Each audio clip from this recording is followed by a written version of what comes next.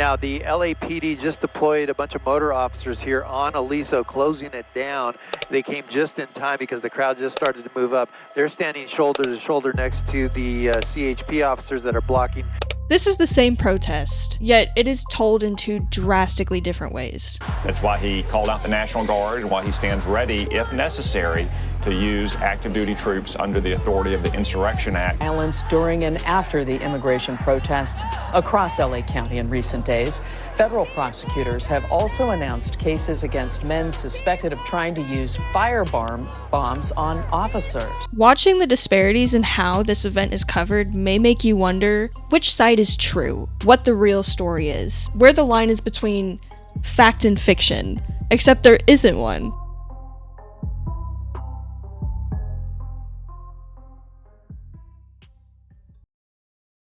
There's your cat cam. This footage of the recent LA protests does not make up facts. Instead, it selects what facts are presented to us. And this is what the civic area in downtown Los Angeles looks like.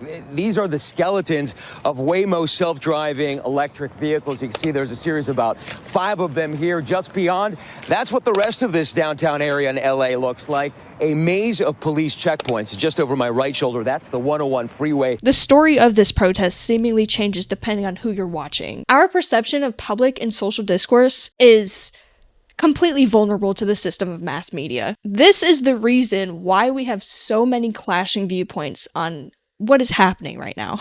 What we're seeing in the news and how we feel about it does not depend on what has happened and what is happening. It depends on who's telling it. Now, as discussed in my last video, the news is not just news. It is a platform that is used by those in power to advance their agenda and push it onto the public. And these agendas often attempt to alter our perception on the reality of any given issue. And this is why the term media literacy is so important right now, so prominent in any discussion about current events and news, especially in the digital era. It is the public's last defense in the manipulation of news coverage. But it is very difficult to be media literate when there are deliberate attempts made by news outlets to push the public into a specific direction on the political spectrum. News media is supposed to be the fundamental source of information. You're supposed to be able to rely on it to give you accurate, fair, credible, ethical reporting. But it has become so reliant on ratings and getting engagement, increasing views, and sensationalizing reality that real and unbiased, accurate reporting has been placed on the back burner. And it has been replaced with the priority of manufacturing a reality that sparks outrage in the public, further divides the public, draws in attention, and distributes propaganda. And this is done through multiple ways. And the first one that I'm going to focus on is our confirmation bias. News media needs to continue making a profit. They need to rely on a loyal audience, one that listens to what they're saying, takes in what they're saying, and shares to others what they are told. Now, how do they gain such an audience? They tell them exactly what they want to hear. Exactly what they want to hear. Stories that are agreeable and consistent with their already existing beliefs, regardless of what the truth is. And this is exactly what a confirmation bias is, right? It's our tendency to seek out information that aligns with and confirms the beliefs that we already have. And the media knows this. And they exploit this confirmation bias by using it to increase their engagement and increase their views and their clicks by framing stories in ways that mirrors our worldview. And you can see this in any coverage of any event through any news media, through any news outlet. Take the LA protests, for example, that we started off with. If you look at left-leaning news outlets, they're going to frame it as a peaceful protest where nobody's doing anything wrong, where the protesters are the victims, where they're getting assaulted by LAPD. And this is an example. All of LA is not a war zone, which is what the right-leaning outlets have been saying. We separate facts from spin and disinformation amid immigration raids. This heavily differs from right-leaning outlets and how they frame these protests. Liberal media minimize LA riots rather than protests. They use the word riots, tout peaceful anti-ICE protests. Take these two headlines, for example, right? They're both about the LA protests. One outlet downplays the chaos of events that actually happened, but the other one focuses on this violence, even though there were hundreds of thousands of protesters that were peaceful. And this goes beyond the LA protests, right? If we look at the recent US strike on the Iranian nuclear sites, these headlines again tell two different things. Strike set back Iran's nuclear program by only a few months, US report says. This was made after President Donald Trump said that these nuclear sites were completely obliterated by the US strikes.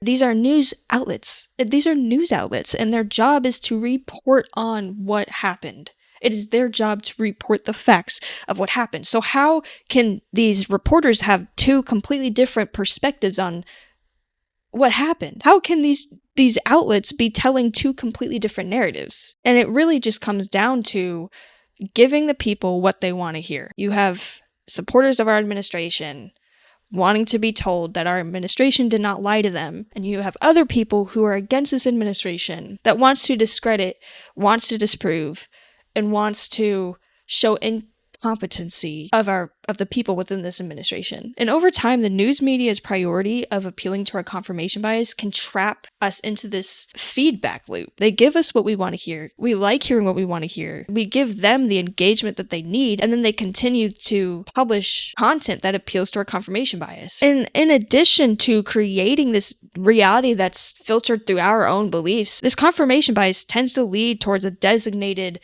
good versus bad guy in current events. Our opinions on politics is heavily influenced by multiple factors. This is a good thing, right? It is important to look at things through multiple perspectives, but it also leads to fundamental disagreements in these key issues. Figureheads in the media tell us that they are more than just that. We welcome you. Please just don't vote for liberals if you come to our great red state. GOP mega bill in the House while slamming Democrats for the opposition to the legislation.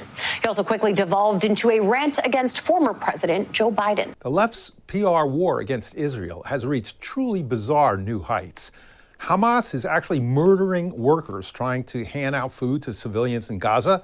But the media, the charity groups, and other lefty organizations are claiming that it's Israeli soldiers who are killing innocent civilians in Gaza. Now it's the second time. I mean, everything he does is despicable. The reason why it doesn't end his career is because his supporters are just as despicable. This good versus bad mentality has been intertwined in media coverage. Outlets favor one ideology and frame the other one as an adversary, and it leads to emotionally charged personal opinions taking the foreground over factual reporting. I could go on a rant about this for hours because I studied journalism in college.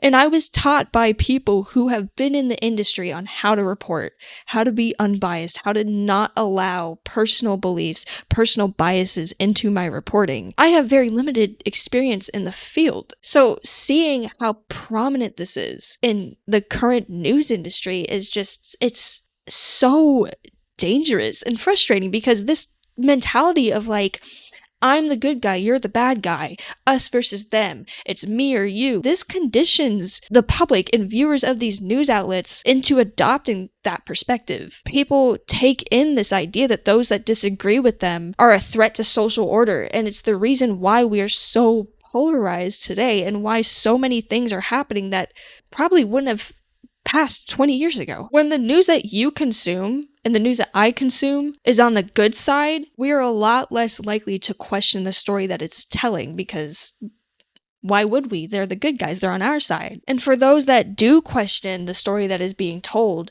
they have to sift through numerous articles and headlines and hyperlinks and videos and all of these things to find unbiased factual information. And not everybody has the time or the availability and desire to put in what's the effort that's needed to stay well informed. Whatever version of the story that you see is heavily dependent on your commitment to finding the truth, not the outlet's commitment to reporting on it. And this is the complete opposite of what the entire purpose of journalism is. These biased, inaccurate stories can be really hard to detect. The words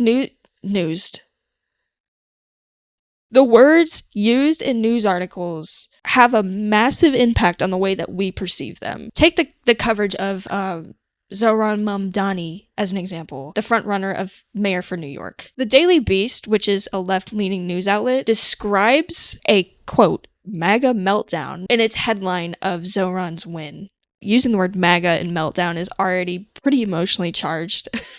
But the story then frames Laura Loomer, a person who criticizes Zohran, as a, quote, MAGA diehard and 9/11 conspiracy theorist, before even quoting her reaction to his win. Now, this is a huge no-no. In the field of journalism, you cannot present a source this way before presenting their statement, because it discredits the person and it manipulates the public's perception of their quote, of their statement that follows. If you describe somebody this way as a conspiracy theorist, a MAGA diehard 9/11 conspiracy theorist, who's going to believe anything they say? Let's look at conservative news coverage, okay?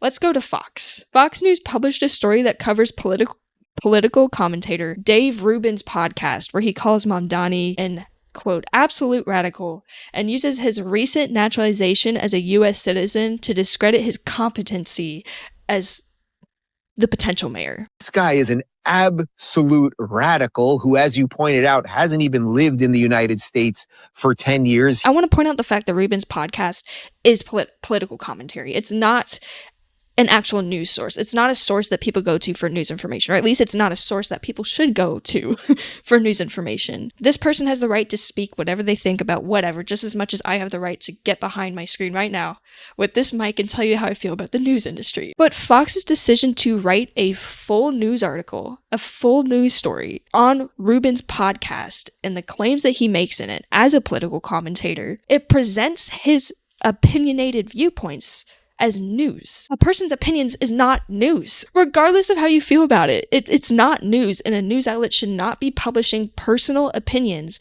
as a news story. Whether it's dismissing a person as a conspiracy theorist or calling a candidate for mayor an extremist, news stations are telling their audience how to feel about it before they even tell them the facts of the story. I've spent a lot of time criticizing the news industry because if we as the public cannot agree on the facts of a story, then the chances of us agreeing with each other are extremely low.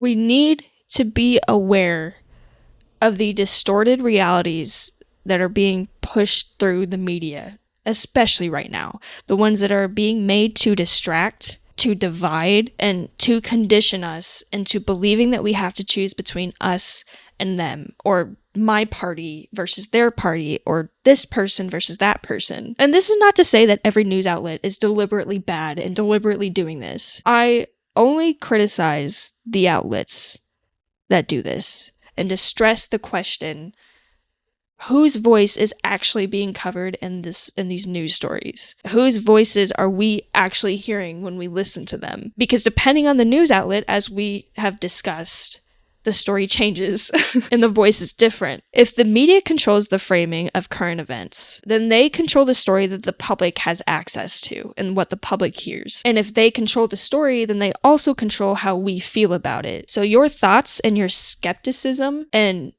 your awareness that this is happening when you watch the news is your biggest tool in staying informed, making sound decisions, making decisions that you can stand by. It is your biggest defense in democracy. It's what gives the people the power. So the next time that you're watching the news, do not hand these things over and question the things that are being told with a healthy level of skepticism. Thank you so much for watching, and I'll see you guys in the next video.